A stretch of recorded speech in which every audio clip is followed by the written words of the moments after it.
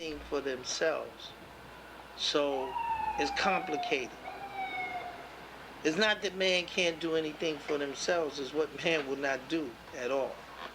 You have some people who will not believe it until it comes to pass. They ain't gonna believe it. Even if you tell them, they're not going to believe it. It has to happen. All of us must be responsible for ourselves. We must be responsible for not look for others to be responsible for us. We have to learn to be responsible for ourselves. And this is why in the New Testament, in the book of Philippines, or in the writings, or in the epistle, it said, work out your own salvation. And that's Philippines 2, verse 12. And working out your own salvation, you have to know what is salvation and what you're going to put your whole essence or your reality into, whether it be into the society that you live in. When you see the corruption that is so present, then you have to, as it says also in Thessalonians chapter 5, verse 21, it says, prove all things, hold fast to that which is good. In other words, the work doesn't stop where you say, I'm going to believe in something. It says, if you're going to believe in it, then prove on what scale would you make your understanding clear that this is the absolute truth. How would you know? And therefore, your scrutiny must come into whatever the material that is being used, that you must scrutinize that material, such as if you're going to use the Bible to prove or disprove, then you study it, and when you find errors in it, then you question it to the point so that you can come to the complete satisfaction that it won't vary, but it is the absolute foundation and stabilization that you're going to insert in your life. It's very important. And what I'm saying is that we are the children of Israel. That is not a religion. Being a Jew is not a religion. Being an Israelite is a birthright. You have to be born an Israelite. You're not an Israelite because you keep the customs. You're under the laws and the customs. If you go into any country, you're under the structure of the people and the laws that are governing them. You know, if you want to, it doesn't stop you from keeping the law. But you are born an Israelite. You're not an Israelite because you're righteous or wicked. You know, you're not a Roman because you are righteous or wicked. You're Roman because that's your nationality. You are Israelite because that's your nationality. It has nothing to do with being righteous or wicked. That's who you are, because that's your birthright. And remember that. Now, when you keep the commandments of Yahweh, then that's on another level. And see, Israel made a covenant with Yahweh God. You made a covenant agreement. And this covenant is talked about. And Yahweh God told you, you broke the covenant. You literally shattered it. You know, and Yahweh God went after you so that he can make some type of amends. Why? You know, he knew that we were a transgressor from the womb, but he saw a greater potential in us to be a great and awesome people. And Yahweh God expressed this in the writings, in the spiritual writings. And this is why he talks about the remnant of Israel. He said, though Israel be as the sand of the sea, he said, only a small selective few. Even in the book of the Apocrypha, he told me, the majority of people are going to be destroyed. Why? Because, you know, they won't believe it until it happens. Some people say, it ain't going to happen. This is why it says in the Bible, saying, thou shalt diligently teach your children. Why? Because the children are the ones to take hold of the work after the parents becomes of a such age. They are the ones to carry on. So the parents knowing that the children will come after them to be put in a situation of authority, they zealously work to make sure that what is in place is righteousness. Because see, Yahweh God is a God of righteousness. He ain't going to deal with you because you half righteous. He wants you to be wholly righteous. He wants you to put away the foolish things that distract your attention to do that which is ungodly and unpleasant to him. So he's asking you, that's why it says in Thessalonians, tell you, it says, work out your own salvation. That which will what? Be conscious of living forever. And therefore, if you're conscious of living forever, you find out what is prescribed so that you can work with it, so you can come into that forever, ever, ever life. And that is keeping of the commandments of Yahweh God. And what are those commandments? And therefore you go forth and you seek these things out through study, through having someone sit down that you feel can give you somewhat of a clarity to what you're studying, and you don't have to stay with that particular person, but you start at a particular point and you have measurements to where you can say, well, I can see that this is right, this is wrong, and because of what? Because of the content of the book. Now, as long as a person stays in the book, such as I say you're Israel, a guy says you're a Christian, one guy says you're a Methodist, another guy tells you you're a Seventh-day Adventist. The secret is, are these names mentioned in this book? Are they mentioned in the book? If they're not mentioned in the book, and you see a story about a people by the name of Israel, how could you be anything else? You're reading, evidently, a book about a people that God has a relationship with. So when people come to give you other names, how can the name, show me the name in the book. If you say you're going to take the Bible. But what it is that in your earlier Bibles, you saw pictures of white people. And they were perpetrating that they were the people of the book. Then the people came to understand that, well, how could they be the people of the book when we talking about a geography that doesn't relate to them? And therefore, the latter books, they took their pictures out. You won't find those pictures. You may find a drawing, but you ain't find it, because what they're saying and confessing is not true. I'm saying that we are the children of Israel. We are the chosen of God that came in the Western Hemisphere of North America because we broke a divine law. I dare anybody to disprove it. I dare anybody when the Bible says that we came in as captive. We're the only people in America. I dare anybody to disprove it. Just like Elijah Muhammad said that this man was the devil. And he said, if anybody can prove me, I'll let them chop my head off. And they never was able to prove, because the definition of a devil, he fit the very description of it. He couldn't disprove it. And Elijah Muhammad said that, and I'm saying, you try to disprove to me that we are not a captive people. You understand? And we're the only captive people. We're the only people that came here and was sold in such an abundance on a block by which we're chains around our necks, brutally taken from a particular place and brought into America with such hatred and violence, throwing the babies off in the water, pushing those that gave them trouble, throwing them in the sea where the sharks just ate them up.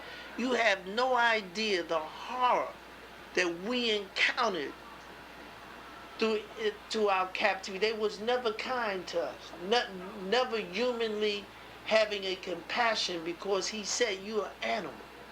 He mated you with your sister, your mother, your brothers.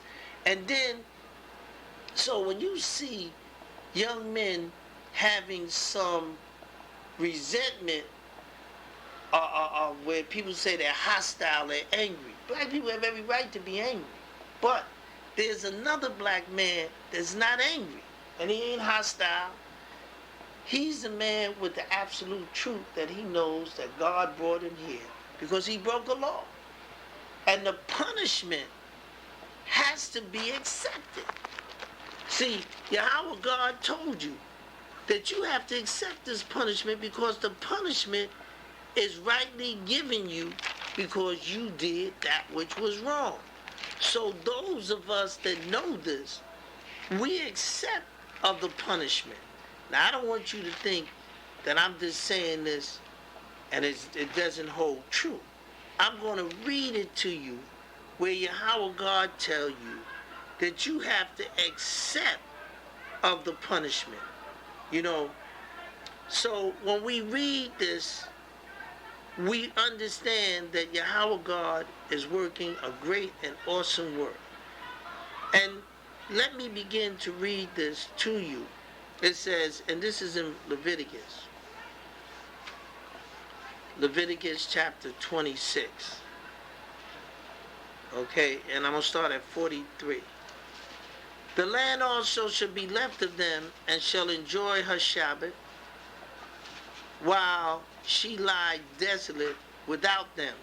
We're not there, so the land is desolate. You know, and they shall accept of the punishment of their iniquity. See? He said, and they shall accept of the punishment of their iniquity, because they despise my judgments, and because their souls abhorred my statutes. And I'm at Leviticus 26, verse 44. And yet for all that, when they be in the land of their enemies, see, this land is your enemy's land, I will not cast them away, neither will I abhor them to destroy them utterly, and to break my covenant with them, for I am Yahweh, their God. T-H-E-I-R, possessive. He says, I am their God. And he said that. And he says, if we go over in the same chapter, verse 17, same chapter of verse 17, it says, and I will set my face against you, and ye shall be slain before your enemies. They that hate you shall reign over you. So they don't like you. So when you see the cops shooting the young boys, and the young boys acting up, there's a reason for all of this. This is not, and see, like I said earlier, the young men, you have to be responsible for yourself. You have to stop giving excuses that nobody else like you, they hate you, you're in your enemy's land. What you need to do is find what is the remedy to override this. You understand what I'm saying? No, they don't. Because Yahweh God told you. He said to you, he said that he's not going to allow them to destroy you utterly. He said, I will not break my covenant. So there's a middle passage. And that middle passage is to obey the commandments of Yahweh God. If you ain't going to obey the commandments of Yahweh God, and that's what you got out there, you got a bunch of rude, nasty people that are stiff-necked, ain't going to do nothing, ain't going to do nothing. They're going to find everything. It doesn't mean you have to be my friend. You pick up this Bible and you start reading it, and you know it will settle you down. It will give you a focal point so that you can begin to understand yourself, your surroundings, why people don't like you, why we can't be together as a race of people, because we never came, and we came here to be punished. And therefore, we are a people that have imploded on ourselves. You understand? We can, yes, the white man may hate us, but we have to look at the part we hate of ourselves. The part we do to ourselves is more important than what he does to us, because if we stood together, he wouldn't be able to insert his continuous venom in our community, such as young boys selling drugs. They can't get you young boys to shoot heroin. They can't. They might get you to do other things, but they can't get you to do that. So it shows that you have an understanding of your destiny when people try to push something on you that you understand that the outcome of that is going to be more disastrous than you can encounter, that you want to encounter. It'll swell your hand up, your feet, you're going to stink. You know, so you ain't going to take that heroin. You just saying, you ain't going to take that. But when I was coming up, it was normal to see a man nodding on the street and not going down to the ground and never hitting and coming up. That was a common sight. That was a common sight. You walk out your house, you would see somebody nod. And he'd be in the street. Nobody would bother him. Nobody would bother him. Because he'd be on his high and he'd sit there and he would not hit the ground. He would go as far but never hit the ground. So I'm saying to you is that we have to read this Bible and know this is our story. And Yahweh God wants to say so many beautiful things to us. And this Bible is to incite that curiosity. And Yahweh God wanted to let you know that by keeping the Shabbat, by reading it, reading the Torah, by learning the things that edify you, you should learn anything that will strengthen you as a person, and you should avoid everything that would be against you to destroy you. This should be your total mission, to avoid anything that will cause unbalance in you. And this is what you should do. But if you don't do it, you're going to get caught up. You're going to get lost. You're going to start having circumstances that you ain't going to be so easily to unravel. But you're at a war, and the war is not with white people, it's with you. You understand? We can handle white people. But we can't. But before we have to deal with ourselves on an individual basis. You understand? It's one can help many, and many can help thousands and millions. But we have to start thinking about, how can I help myself? What can I do for me as the individual that you are? So we're going to read some of the things that our forefathers, and I want to start at Psalm 135 verse 13. Psalm 135 verse 13. I want to start there because it's important. Psalm 135 13. Thy name, O Yahweh, endureth forever, and thy memorial, O Yahweh, throughout all generations. Yeah, he says, thy name, Yahweh, endureth forever. He said, your name and thy memorial, his remembrance, Yahweh, throughout all generations. So Yahweh says his name is forever. Forever and ever. So we know that in Psalm 124 verse 8 it says what? It says, our help is in the name of Yahweh who made heaven and earth. So he said this name is forever. It ain't going no place. Nobody can eradicate it. It is a forever, ever, ever name. So let's go back to Psalm 137. 137. I'm going to start at verse 7. It says, remember Yahweh, the children of Edom, in the day of Jerusalem, who said, race it, even to the foundation thereof. O daughters of Babylon, who are to be destroyed, happy shall he be that rewarded thee as thou hast served us. Happy shall he be that taketh and dash thy little ones against a stone. So, he's talking about Edom. And he said, remember Yahweh, the children of Edom. When the children of Edom did a lot of mischief, and remember the children of Edom is the twin brother of Jacob.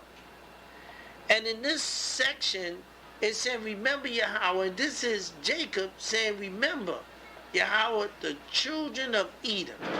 And let's go, and I'm going to show you what Edom did do. But let's go back and see that God has a punishment for Edom because of his He has a terrible, um, he feels a way about his brother that is contemptible and without flavor. It is bitterness of the rawest type. And when he said, when Jacob said to Yahweh, he said, remember, Yahweh, the children of Edom in the day of Jerusalem, because they were there, who said, race it, because they were ones that set in motion how to destroy their own brother, because they had such hatred for him that has come down to us today. Even to the foundation of, they say, erase it. O daughters of Babylon. Babylon means confusion. And this is his land. He said, thou shall go into Egypt. And Egypt means oppression. And when we came into Babylon, we came into the land of confusion, the land of oppression. He said, thou shalt go into Egypt again by the way I speak to you about ships, and there you be sold for bondwomen and bondmen. It says, who are to be destroyed? He said, happy shall he be that rewarded thee as thou hast served us. And if you read the book, Yahweh God said, he said, as the nations and kingdoms had served themselves of us, that's going to be their punishment. And you got to read it. It says, happy shall he be that taketh and dash thy little ones against a stone. The same thing they've done to us. Now let's go to the book of Lamentations, which is right after the book of Lamentations, and right after Jeremiah. You understand? Because see, Jeremiah really moaned because he understood. He says that now, Lamentation 4:22. 4:22. The punishment of thy iniquities is accomplished, O daughters of Zion. In other words, he's saying, who is Zion but us? We are the Zion. We are Zion, daughters of Zion. He will no more carry thee away into captivity. He will visit thy iniquities, O daughters of Edom. He said, I'm going to visit. He said, our punishment is over. It's over for us. He said, he will discover thy sins. And if we go into the book of Revelation, it tells you, Revelation 18, it tells you about that great city Babylon, and it tells you how that the circumstances has come up to God, and God is displeased by what they have done. You understand? Saying Babylon the great is fallen, become the habitation of devils and the whole of every foul spirit. For all nations have drunk of her wine, of the wrath of her fornication, and the kings of the earth has committed fornication with her, and her merchandises of the earth are waxed rich through the abundance of her delicacies.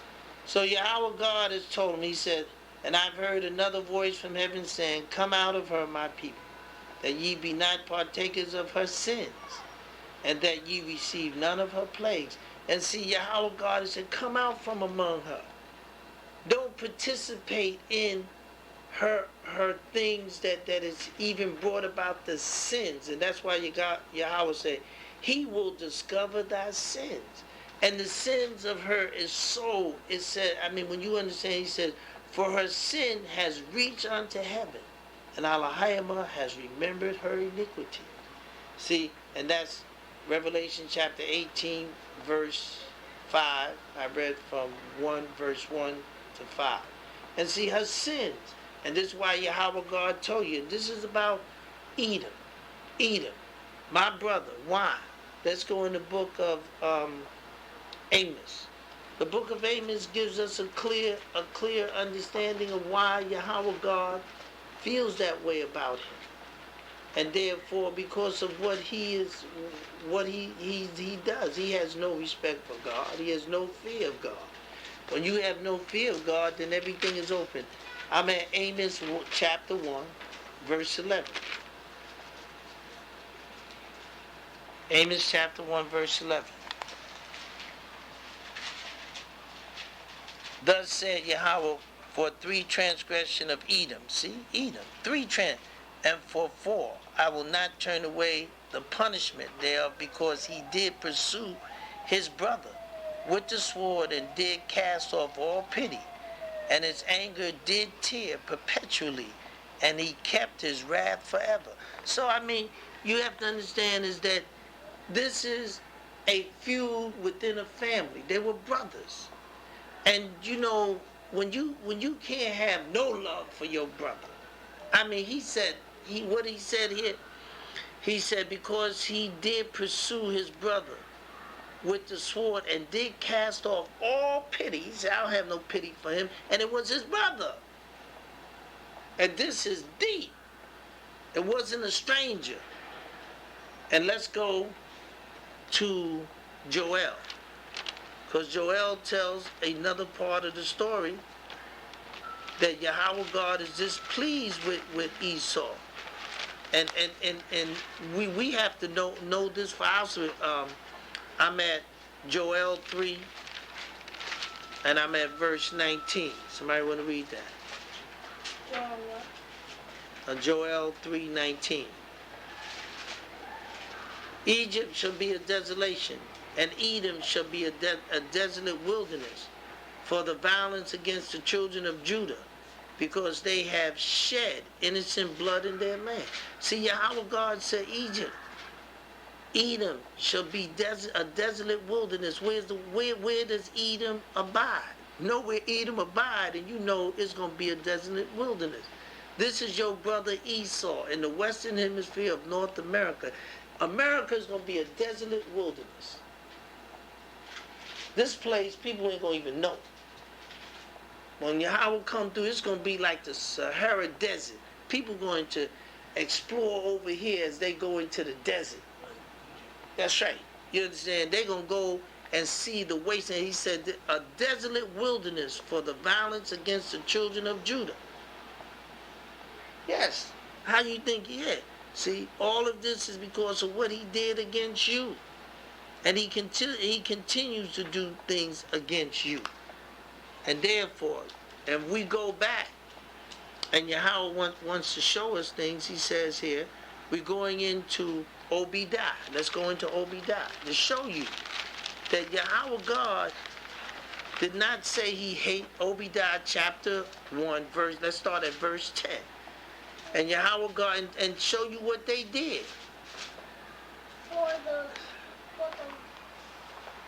Violence.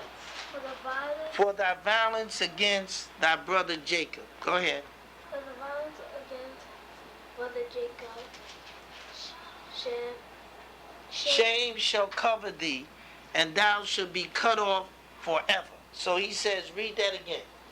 For thou violence against thy brother Jacob, shame shall cover thee, and shall be cut off forever.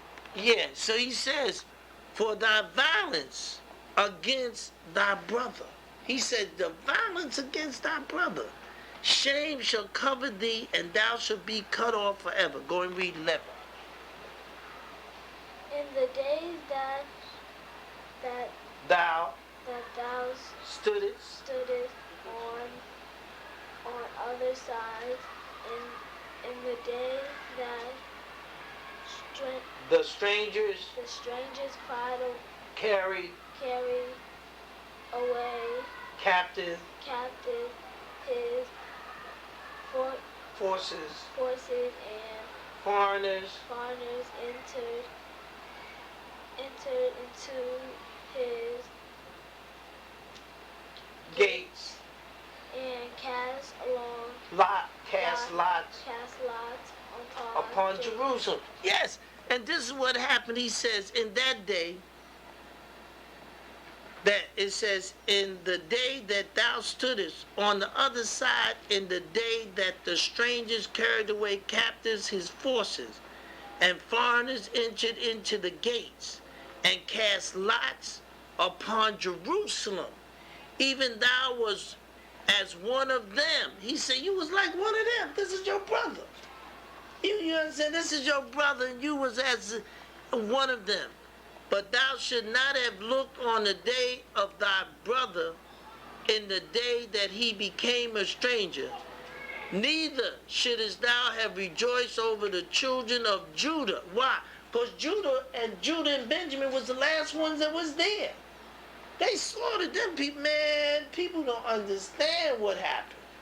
And he said, Judah, in that day of their destruction, neither shouldest thou have spoken proudly in the day of his distress. Go on, 13.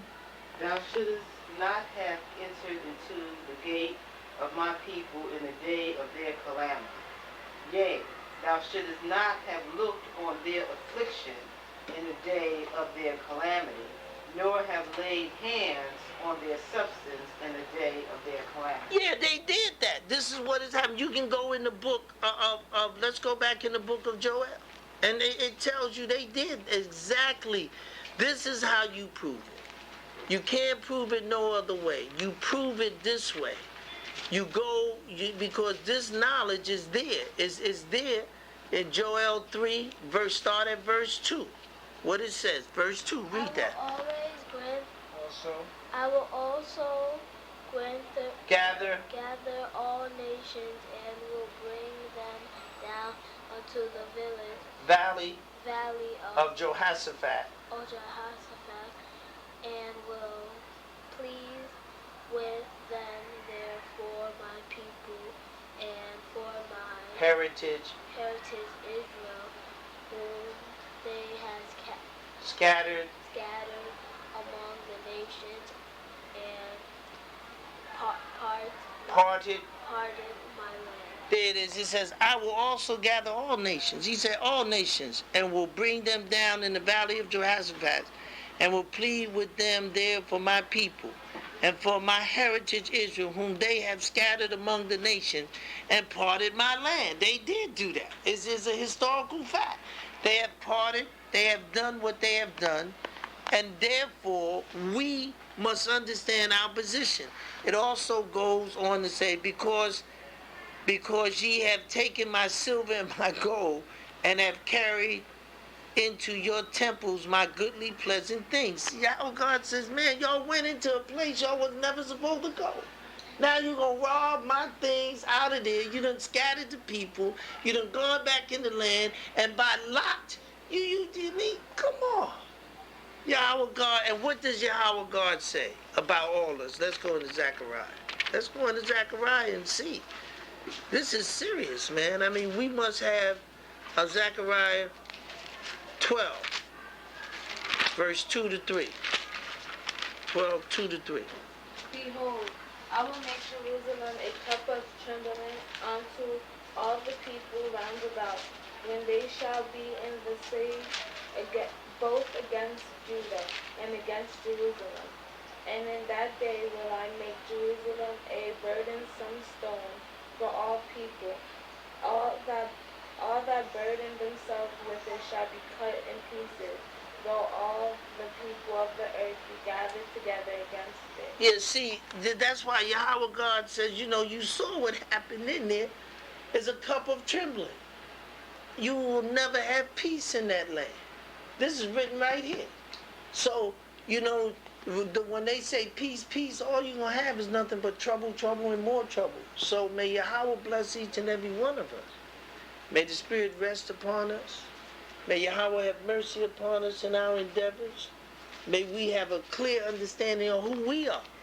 If we can share it with others, good. But if we can't, it's about, you have to be responsible for you. You have to say to yourself, not being stingy, not being selfish, you have to say to yourself, if I can help them, let me help them in the Word of God, Yahweh God. If they want to sit down and hear this divine and holy Word, there's nothing greater. He said, man does not live by bread alone, but by every word that proceedeth out of the mouth of Yahweh God. So he says, And we must diligently seek this out. Ain't nobody has to help us. We got our help. Our help is in this book.